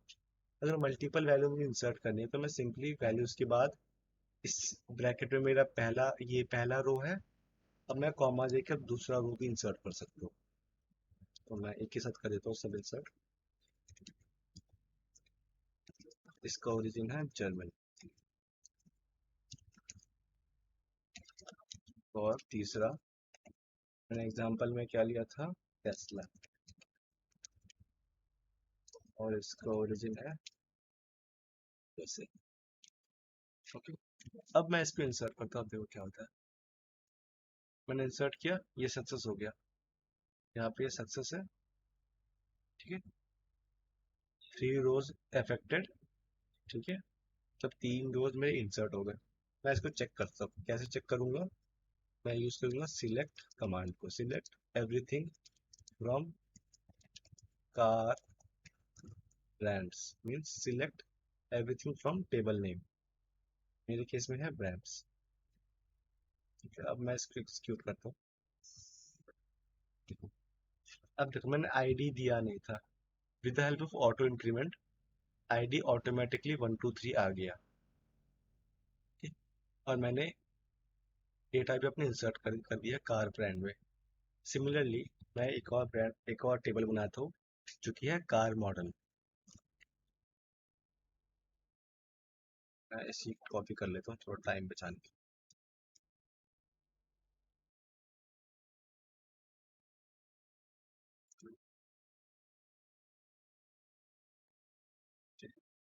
इसका नाम होगा और मॉडल। मॉडल का नाम होगा, ठीक है, और मॉडल का ब्रांड आईडी होगा। ब्रांड आईडी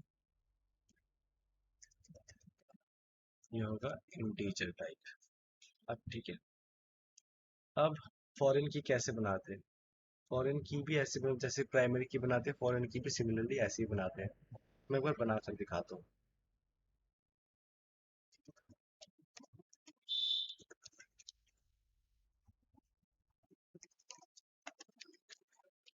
तो जैसे मैंने प्राइमरी की लिखा था ऐसे ही फॉरेन की लिखा था। बट फॉर इस टेबल को पता कैसे चलेगा कि ये फॉरेन की को हमें वो कार ब्रांड वाले टेबल से के साथ रिलेशन रखना है। इसके लिए मैं लिखूंगा ऐसे फॉरेन की मैंने लिख दिया, फिर लिखूंगा मैं रेफरेंसेस। रेफरेंसेस, फिर मैं अपने में दूसरे टेबल का नाम लिखूंगा जो है मेरा कार।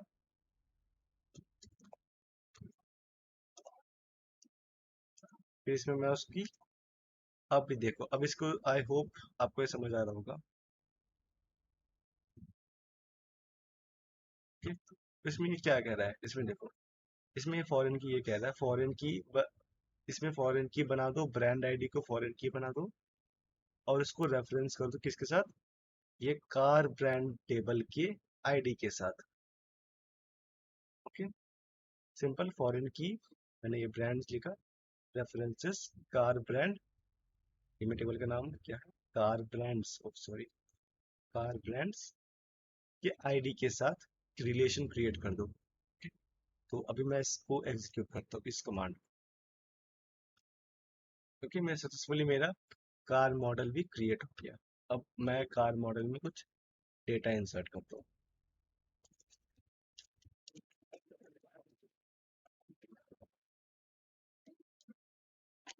सेम मैं इसमें पास करूंगा नेम और ब्रांड आईडी।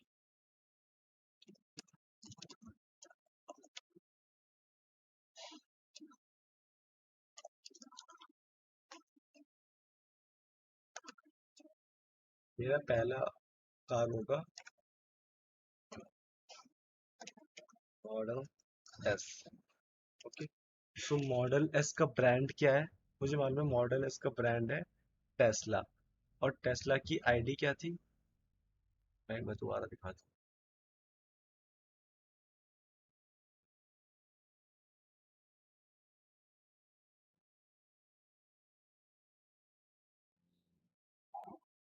इसको एंड करना पड़ेगा।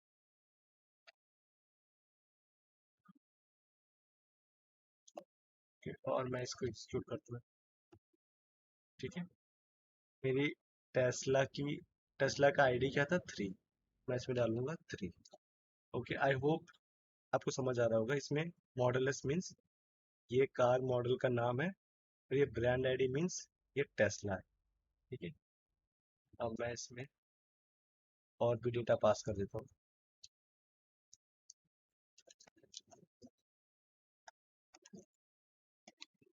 दूसरी कार होगी फॉर्च्यूनर।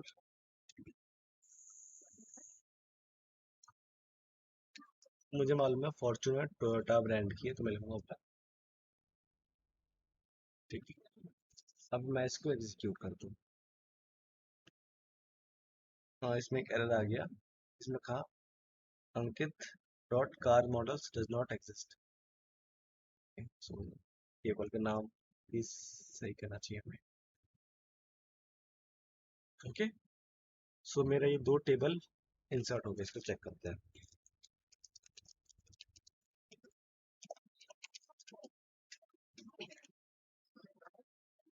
तो मैंने इसमें एरर आ गया कुछ, car models does not exist.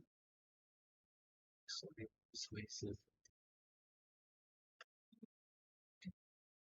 तो ये मेरे कार मॉडल का टेबल है, जिसमें कि एक मॉडल एस है और ये फॉर्च्यूनर है, और ये ब्रांड है। ब्रांड आईडी क्या है? थ्री। थ्री क्या? और थ्री इस टेबल के साथ मैच कर रहा है उस आईडी के साथ। अब देखो क्या होता है, अगर मैंने कुछ, अब मैंने कुछ गलत, मैंने बताया था ना कि फॉरेन आईडी, फॉरेन की क्या करता है, वो रिलेशन टूटने नहीं देता है। कि अगर, अब देखो, अब मैंने लिखा कोई मॉडल एस का कार है, मैंने कार आईडी दे दिया 30, तो ब्रांड आईडी मैंने दे दिया 30। तो क्या 30 इसमें एग्जिस्ट करता है? कार ब्रांड में 30 आईडी वाली कोई कार ब्रांड एग्जिस्ट करती है? नहीं। तो इट मीन्स अगर मैं इसको एग्जीक्यूट करने जाऊंगा, तो नॉर्मली तो ये एग्जीक्यूट हो जाता, बट क्योंकि मैंने इसमें फॉरेन की का रिलेशन दिया है, उस वजह से ये 30 इंसर्ट नहीं होगा। क्योंकि अब इस टेबल के साथ कोई रिलेशन ही नहीं बैठ रहा कि ये मॉडल, ये मॉडल कौन सी कंपनी की कार है। 30 तो एग्जिस्ट ही नहीं करती। तो इन दैट केस इसीलिए ये इंसर्ट नहीं होगी, ये डेटा इंसर्ट नहीं होगा। मैं दिखा सकता हूँ आपको। तो मॉडल एस सिर्फ एक ही बार है, मैं ऐसे कुछ भी तो, ठीक है, और मैंने इसे एग्जीक्यूट किया, तो ये भी इंसर्ट नहीं हो रहा है, क्योंकि वही 30 तो एग्जिस्ट ही नहीं करता। अगर मैं इसको कोई और दे दूँ, 3 दे दूँ, तब देखो 3 तो एग्जिस्ट कर रहा है हमारा, तो इसीलिए वो 3 एग्जिस्ट कर रहा है, इसलिए ये इंसर्ट हो गया। सो एक और रिलेशन है, एक और की रीजन से हमारा ये रिलेशन टूट सकता है कार ब्रांड्स और कार टेबल में। अगर, अब देखो, अब टेस्ला एक ब्रांड है। अगर मैं इस टेस्ला ब्रांड को डिलीट करना चाहूँ, अगर मैं करने गया, तो इससे क्या होगा? रिलेशन टूट जाएगा, क्योंकि मेरे कार मॉडल इस ब्रांड की इस आईडी को यूज कर रहे हैं। अगर एक कार ब्रांड ही नहीं रहेगा, तो कार उसके मॉडल के हाथ से नहीं। इसीलिए अब देखो, जब मैं इसको डिलीट, अगर मैंने इसको डिलीट करने की कोशिश की, तब भी फॉरेन की एरर शो कर देगा कि आप इसे डिलीट नहीं कर सकते। सो हम रो को डिलीट कैसे करते हैं, वो हम अपने फ्यूचर सेशन में देखेंगे, सीखेंगे कैसे किसी रो को डिलीट करते हैं। ठीक, सो इस सेक्शन में यही बताना था फॉरेन की। ठीक है, एंड नेक्स्ट कंस्ट्रेंट था हमारा, सो नेक्स्ट कंस्ट्रेंट मैं इसी में बता। तो सबसे पहले मैं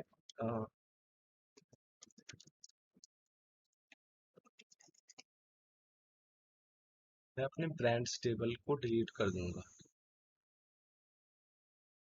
या फिर कोई नहीं, मैं सबको पूरा क्लीन करता हूँ और दोबारा एक नया टेबल बना दूँ।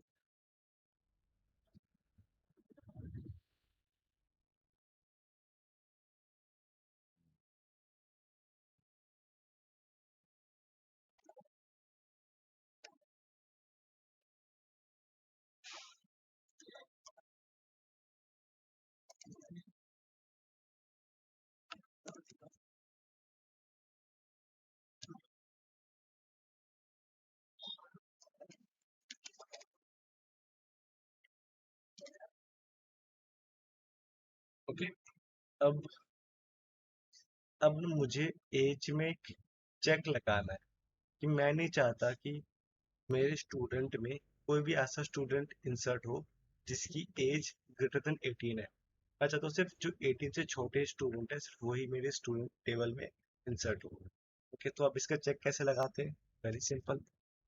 उसके लिए मैं यूज करूँगा ऐसे, check age is less than 18। Simple. अब इस टेबल को पहले मैं क्रिएट करता हूँ।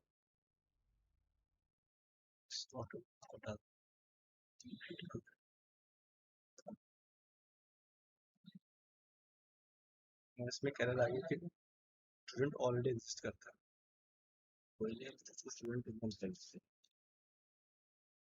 अब मैंने क्या, अब मेरा एक स्टूडेंट वन का टेबल क्रिएट हो गया।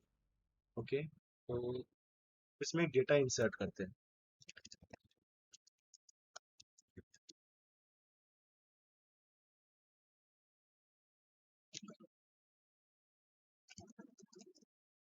मैंने नेम और एज पास कर दिया।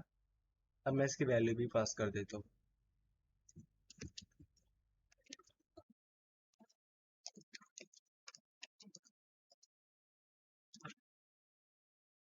अब देखो, अब मैं इसको इंसर्ट करने जाऊंगा तो मेरा टेबल इंसर्ट हो गया, वन रो अफेक्टेड। अब मैं, मेरा विराट इंसर्ट हो गया स्टूडेंट वन टेबल में, इसको दिखा भी सकता हूँ।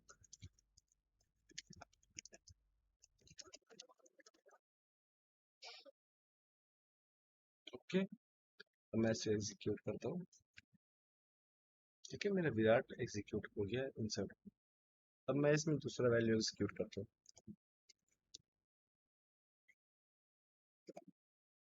Okay, अब मैं इसे अगर एग्जीक्यूट करूँ तो इसमें मैंने बेसिकली चेक लगा रखा है एज में कि एज सिर्फ लेस देन 18 है, तभी एग्जीक्यूट, तभी इंसर्ट होगा, एल्स इंसर्ट नहीं होगा। मैं दिखाता हूँ करके। मैंने इसको एग्जीक्यूट करने की कोशिश किया, ये देखो इसमें एरर आ गया। एरर क्या है? ओके सॉरी, इसमें देखो मेरे एरर आ गया कि check constraint student one, check one violated. It means ये जो चेक है ये वायोलेटेड किया गया है, ग्रेटर देन फॉर 18 है, इसलिए इंसर्ट नहीं होगा, इसलिए धोनी इंसर्ट नहीं होगा स्टूडेंट टेबल में। ओके, सो अब हमारा लास्ट कंस्ट्रेंट था डिफॉल्ट। ओके, तो अब डिफॉल्ट में दे देते हैं,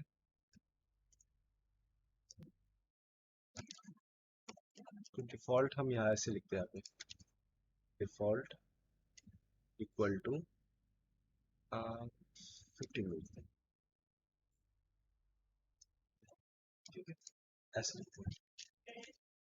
यहाँ पे डिफॉल्ट लिखा, जैसे मैंने नॉर्टनल और यूनिक को अपने कॉलम के साथ ही लिखा था, तो डिफॉल्ट को भी मैं अपने कॉलम के साथ ही, बट मैंने प्राइमरी की, फॉरेन की और चेक को मैंने अपने कॉलम के बाद यहाँ पे ऐसे लिखा था। ठीक है, तो ये चीज पॉइंट नोट करने की है, आप नोट कर सकते हो इस पॉइंट को कि हम किस किस कंस्ट्रेंट को कॉलम के साथ लिखते हैं और किस किस कंस्ट्रेंट को हम कॉलम के बाद लिखते हैं। सो अब मैं इसको पहले तो मैं टेबल को डिलीट कर देता हूँ।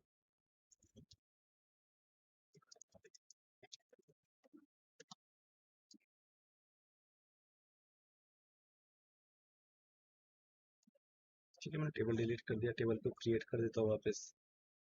टेबल को क्रिएट कर दिया मैंने। अब मैं क्या करता हूँ, इसमें मैं डेटा पास ही नहीं करूँ, सिर्फ नेम पास करूँगा।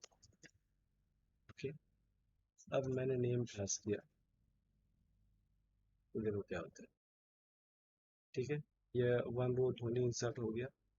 अब मैं इसको चेक कर लेता हूँ, इसकी एज क्या बताई? मैंने एज 15 पास नहीं किया था मैंने। इट मीन्स अगर मैंने कोई वैल्यू पास नहीं किया तो बाय डिफॉल्ट 15 ले लेगा। अब मैं एक और देता हूँ,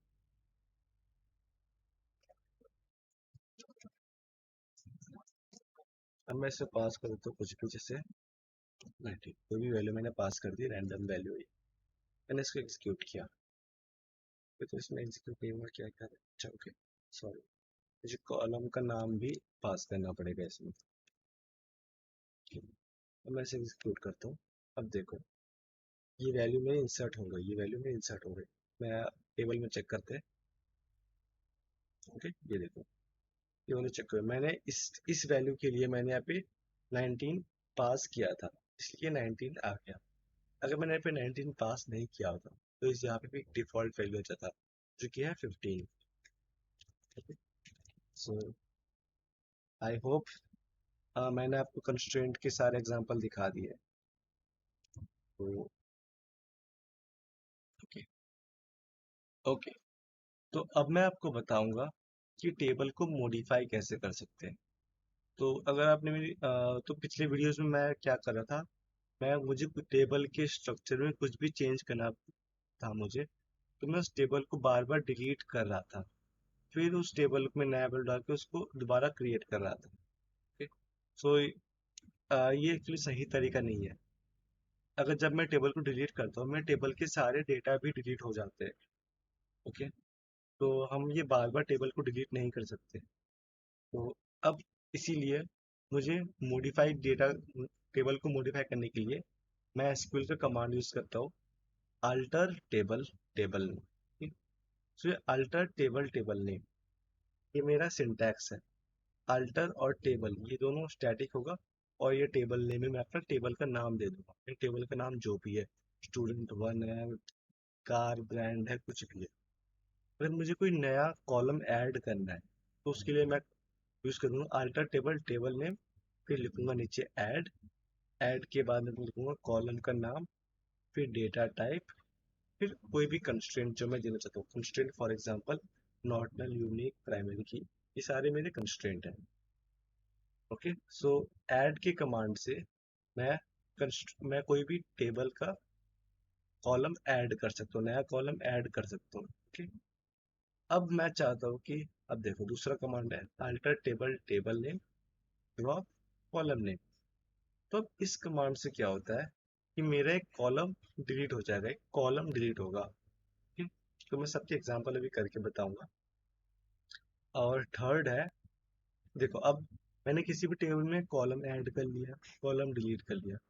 अब थर्ड है, मैं किसी भी कॉलम को एडिट कर सकता हूँ, मॉडिफाई कर सकता हूँ। फॉर एग्जांपल कि मेरा एक कॉलम था, वो पहले स्ट्रिंग में था, उसका डेटा टाइप स्ट्रिंग था, अब मैं उसको इंटीजर कर सकता हूँ, कुछ भी कर सकता हूँ with help of this modify command. Okay, तो ओके, सो मॉडिफाई टेबल में के लिए 3 ऑपरेशन होते हैं। एक तो नया कॉलम ऐड करना, नया कॉलम कोई भी एग्जिस्टिंग कॉलम को डिलीट करना, और किसी भी एग्जिस्टिंग कॉलम को मॉडिफाई करना। ओके, सो अब इसके एग्जांपल देखते हैं एक। सो ओके, सो मेरे पास एक ऑलरेडी टेबल क्रिएटेड है, स्टूडेंट वन, जिसमें ये सारे हैं। अब मैं चाहता हूँ कि इस टेबल में कुछ ऐड हो जाए, एक नया कॉलम ऐड हो जाए। ओके, तो नया कॉलम जैसे कि, अब जैसे कि मैं चाहता हूँ कि नेम एज एक रोल नंबर का भी कॉलम ऐड हो जाए, तो उसके लिए मैं सिंपली लिखूंगा,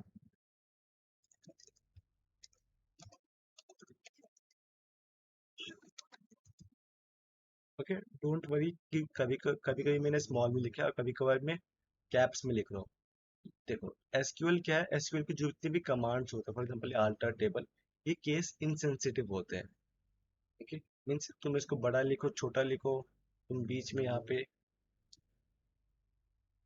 बी को छोटा कर दो, ये तभी भी हमेशा सेम ही काम करेगा। बट जैसे कि जो टेबल नेम है, जो कि स्टैटिक नहीं है, ठीक है, ये टेबल नेम हो गया, इसको आप ऐसे नहीं लिख सकते जैसे कि स्टूडेंट को ई को बड़ा कर दिया, ये केस सेंसिटिव होते हैं।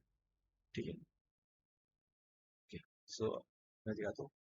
अब मैं क्या कर रहा था, मैं इसमें रोल नंबर ऐड कर रहा था, मैं लिखा अल्टर टेबल टेबल नेम, फिर मैं लिखूंगा ऐड रोल। ठीक है, ये मेरा कॉलम का नाम हो गया। अब मैं डेटा टाइप दूंगा कॉलम का, इसका डेटा टाइप होगा इंट। ठीक है, डेटा टाइप इंट। अब बस बस इसको मैं एग्जीक्यूट कर देता हूँ। मैंने इसको एग्जीक्यूट किया, ठीक है, ये सक्सेस भी हो गया। अब इसको मैं दिखाता हूँ कि कॉलम कॉलम क्रिएट हुआ कि नहीं हुआ। फिर देखो, पहले नेम और एज था, अभी रोल कॉलम भी ऐड हो गया। ठीक है। अगर, हाँ, तो ये देखो आपको नल भी दिख गया होगा। ठीक है। तो इससे हम बाद में डेटा डाल सकते हैं विद हेल्प ऑफ अपडेट की, वो हम नेक्स्ट वीडियोस में देखेंगे। ठीक है। सो अब मैंने एक कॉलम को ऐड कर लिया। अब मुझे ऐसा लग रहा है कि रोल की ज़रूरत नहीं है, अब मुझे इसको डिलीट करना है। तो डिलीट करने के लिए क्या क्या कमांड थी? Alter table, table name. अब इसमें मुझे सिंपली करना है drop, drop and then column name. अब देखो इससे क्या होता है, इससे क्या होगा, कॉलम नेम डिलीट हो जाएगा, मेरा रोल ये डिलीट हो जाएगा, रोल कॉलम। एग्जीक्यूट करता हूँ। ओके। तो मेरा रोल कॉलम सक्सेसफुली डिलीट हो गया। तो अब दोबारा इसको ऐड करते हो रोल कॉलम को। नहीं, कोई नहीं। अब क्या था, हमारा लास्ट था। अब हमें मॉडिफाई करना है। ठीक है। तो मॉडिफाई किसे करें? कोई नहीं, हम रोल को दोबारा ऐड कर देते हैं।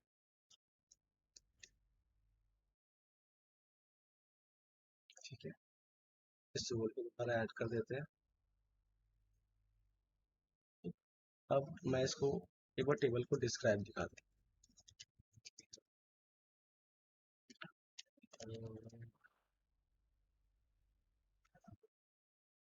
ठीक है। अब देखो इस टेबल में क्या डिस्क्राइब किया, रोल को क्या डिस्क्राइब किया।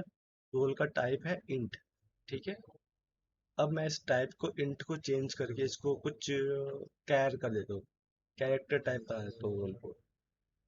तो उसके लिए मैं लिखूंगा अल्टर टेबल, टेबल नेम, फिर यहाँ पे लिखूंगा मॉडिफाई।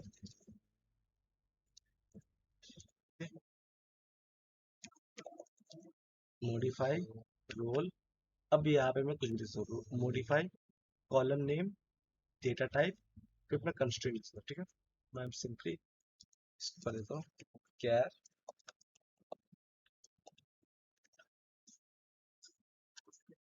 ओके। अब इसको एग्जीक्यूट करता हूँ। अब मैं टेबल को डिस्क्राइब करता हूँ। ओके। ठीक है। तो रोल पहले इंट था, अब रोल कैर 10 हो गया। सो अब मैंने ये प्रैक्टिकली भी करके दिखा दिया कि हम किसी भी टेबल में कैसे कॉलम ऐड कर सकते हैं, कैसे एक कॉलम डिलीट कर सकते हैं, कैसे किसी एग्जिस्टिंग कॉलम को एडिट कर सकते हैं, मॉडिफाई कर सकते हैं। ओके। सो हमने ये 3 कमांड देख लिए। अब नेक्स्ट, नेक्स्ट अब आपके लिए चैलेंज है। ठीक है। तो इस चैलेंज में आपको क्या करना है, आपको बेसिकली पहले तो एक डेटाबेस क्रिएट करना है। उस डेटाबेस का आपको नाम देना है, जैसे शॉपिंग वेबसाइट। ठीक है, कोई भी शॉपिंग वेबसाइट है, आप अपने डेटाबेस का नाम कुछ भी दे सकते हो। तो उस डेटाबेस के अंदर आपको 3 टेबल क्रिएट करने हैं। ओके। एक होगा प्रोडक्ट का टेबल, एक होगा कस्टमर का टेबल, एक होगा ऑर्डर का टेबल। ठीक है। तो मैंने इसलिए कुछ रूल्स लिख दिए। प्रोडक्ट टेबल की क्या रूल है, इसमें आईडी एक प्राइमरी की होगा और ये ऑटो इंक्रीमेंटेड होगा। ठीक है? मैंने दिखाया भी था ऑटो इंक्रीमेंट कैसे होता है। और नेक्स्ट है, name should have unique constraint. जो प्रोडक्ट का जो नेम होगा वो यूनिक होना चाहिए, कोई भी दो प्रोडक्ट सेम नेम से नहीं होना चाहिए। और प्राइस इंटीजर है, सेम वैसे कस्टमर में भी आईडी के लिए सेम कंडीशन है।